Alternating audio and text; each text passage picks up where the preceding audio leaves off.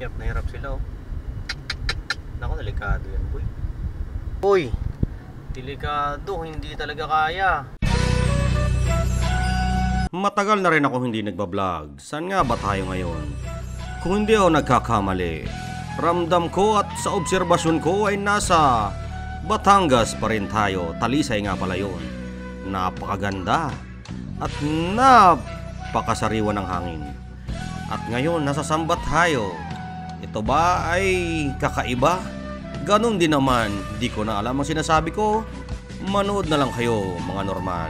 At napakaganda ng vlog na ito. Subscribe. Ito si nanay, walang maintenance. Ilang taon nyo na kay nay? 76. Nay, walang maintenance. Wala. Walang diabetes. Wala. Ang sabi mo sa akin nay, hindi ka nagbe-breakfast. Anong oras ka na nagbe-breakfast? 11, minsan 10:30. Nakakabilib naman si nanay.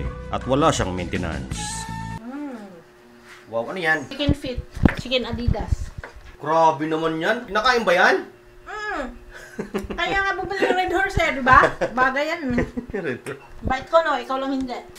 Pinapedicure mo ba yan bago mo sinalang dyan? O di ba sabi ko liyan sa tendera, sabi ko kuya, ano Adidas pa daw na manok ko. Ayoko kuya, kasi magtatanggal pa ako yung drone.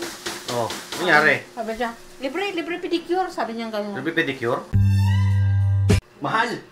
Ano yung kinakain mo? Parang galing to sa spiritual na mundo!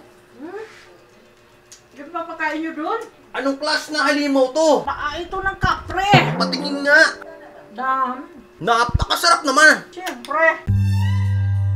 Anong halo mo dyan, Tito? Yes sir. Ayan. Ano yung piniprepare mo, madam? Lagi, ihalo mo rin yan. Opo. Wow! Ate, ang sarap naman ng niluluto mo. At mukhang nahihiya ka pa. May utang ka ba sa home credit?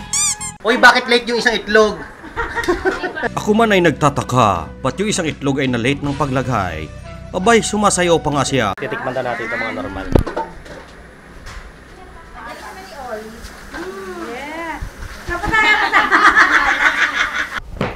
Emotional damage! At ito po ang aking maiksing vlog at mga kaganapan ngayong linggo. Sa mga susunod na vlog natin, abangan nyo lang. Kasi yung iba nagtatanong na nasan daw ang kanilang mga video. Ang dami po kasing nakapila. Huwag nyong kalimutang mag-subscribe, follow.